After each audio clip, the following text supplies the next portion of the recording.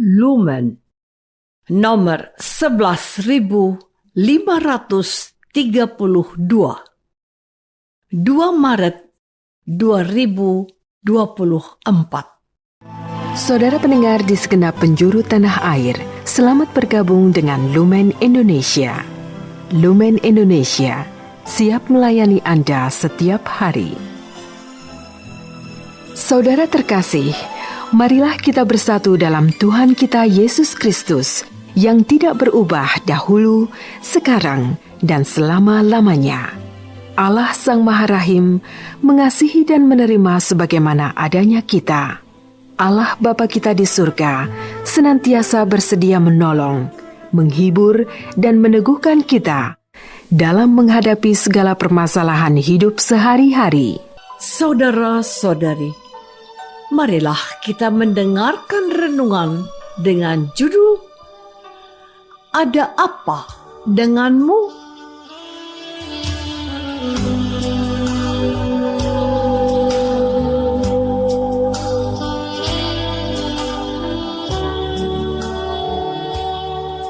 Yang berdasarkan pada Injil Lukas bab 15 ayat 31 dan 32.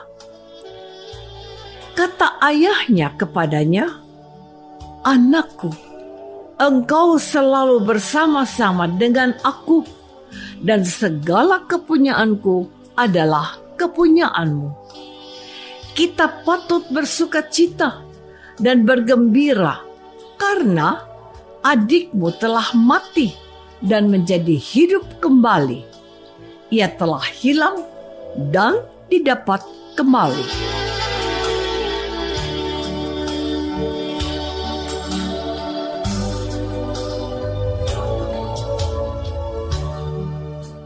Dalam nama Bapa dan Putra dan Roh Kudus. Amin.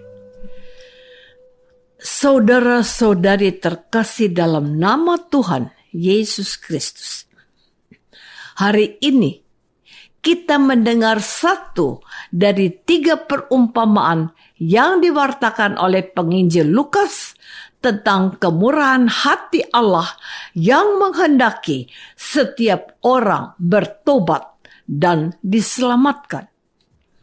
Lukas bab 15 mengisahkan fakta yang dialami orang-orang yang terpinggirkan dan dikucilkan. Mereka mengalami kebahagiaan karena Tuhan Yesus hadir dalam hidup mereka. Tetapi orang-orang Farisi dan ahli-ahli Taurat keberatan dengan apa yang diperbuat Yesus. Kata mereka, "Ia menerima orang-orang berdosa dan makan bersama-sama dengan mereka." Mereka itu sedang mengajukan protes atas tindakan Yesus. Dalam situasi seperti itu, Tuhan Yesus tidak ingin mempersalahkan sikap mereka.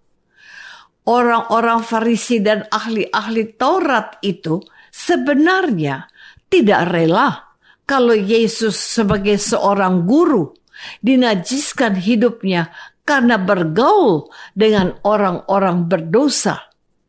Namun, Tuhan Yesus pernah berkata, "Aku datang bukan untuk orang benar, melainkan untuk orang berdosa, agar mereka bertobat." Lalu, Tuhan Yesus mengedepankan 3 buah perumpamaan untuk semua orang yang ada di situ. Perumpamaan tentang domba yang hilang, dirham yang hilang, dan anak yang hilang.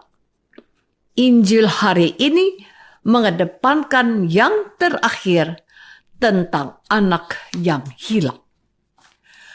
Saudara-saudari terkasih, kisah yang ada dalam perumpamaan yang terakhir yang diwartakan gereja pada hari ini sudah akrab di telinga kita. Dikisahkan seorang anak bungsu yang meminta bagian warisan dari bapaknya yang menurutnya menjadi bagian dan haknya. Permintaan itu dikabulkan sang ayah. Dengan harta yang dimilikinya, anak bungsu itu pergi dari rumah bapaknya dan mulai hidup berfoya-foya. Namun, karena dia tidak menghasilkan apa-apa, selainkan memanfaatkan harta yang ada padanya, hartanya makin berkurang dan akhirnya tidak bersisa. Ia tentu saja masih butuh untuk makan, tetapi yang terjadi tidak ada orang yang peduli padanya. Bahkan ampas makanan babi pun tidak diberikan kepadanya. Lalu anak bungsu itu teringat akan kebaikan hati bapaknya. Ia menyayangi anak-anaknya, bahkan juga mengasihi orang upahannya. Tapi dia sendiri menderita.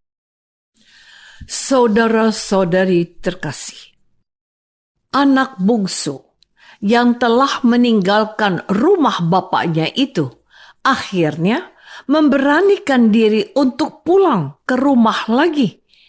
Ia bahkan berkata bahwa dia telah berdosa dan tidak pantas diperlakukan sebagai anak. Sudah cukup baginya kalau dia diperlakukan sebagai salah seorang upahan bapaknya. Namun, lihatlah apa yang terjadi ketika bapaknya melihat kedatangan anak bungsunya itu. Ayahnya berlari mendapatkan dia lalu merangkulnya.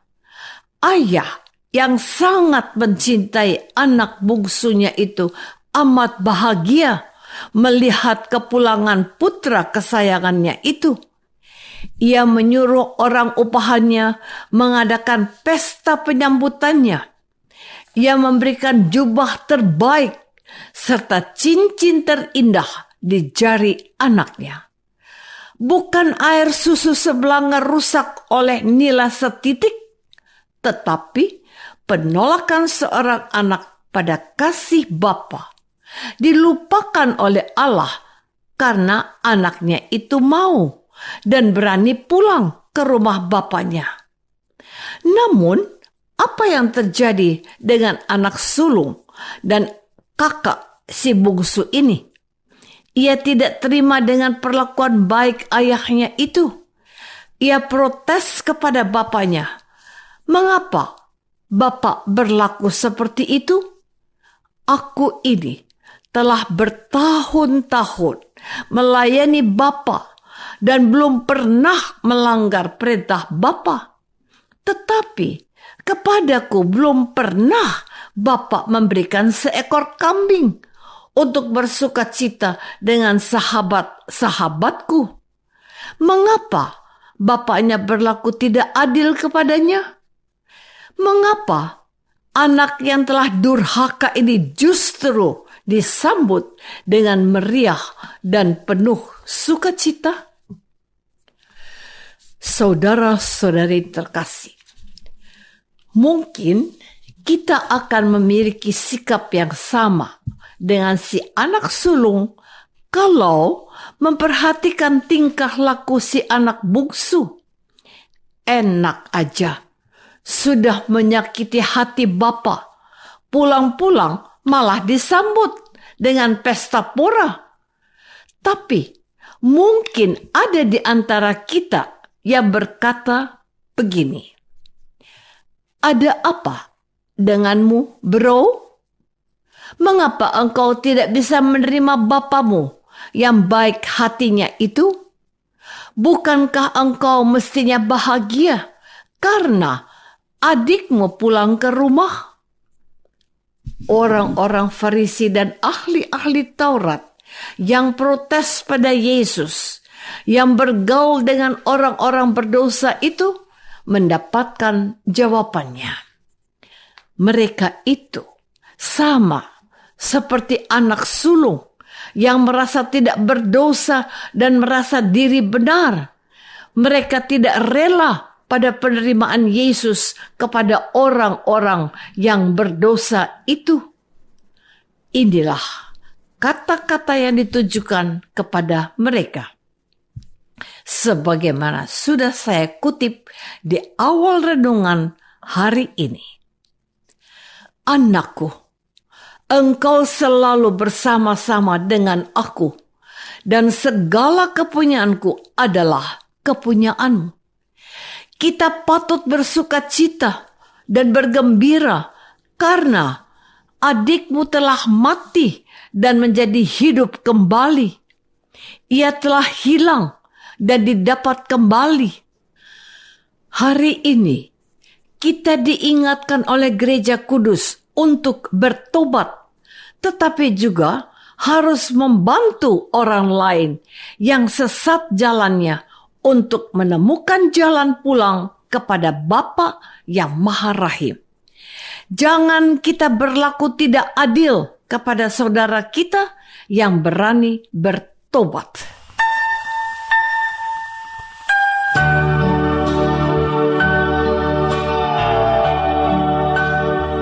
Marilah kita masuk dalam saat hening sejenak untuk meresapkan renungan yang baru saja kita dengar bersama dalam kehidupan iman kita masing-masing.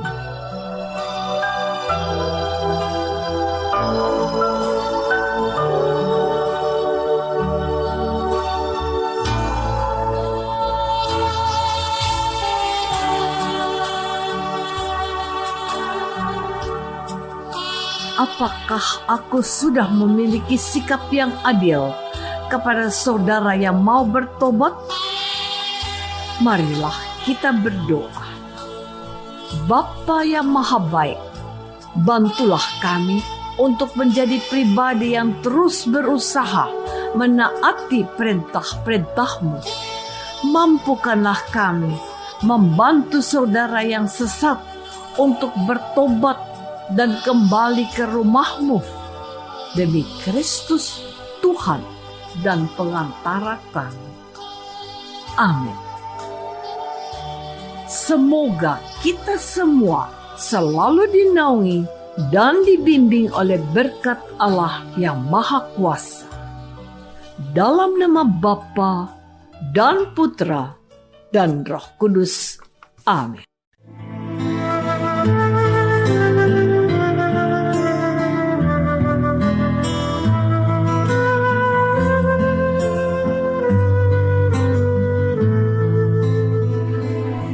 Dengan penuh kasih dan sukacita, Lumen Indonesia mengundang saudara-saudara seiman di segenap penjuru tanah air. Sekiranya ada tanggapan ataupun saran, kirimkan surat Anda ke Lumen Indonesia. Terima kasih atas perhatian Anda. Sampai berjumpa lagi dengan Lumen Indonesia pada waktu dan gelombang yang sama esok hari.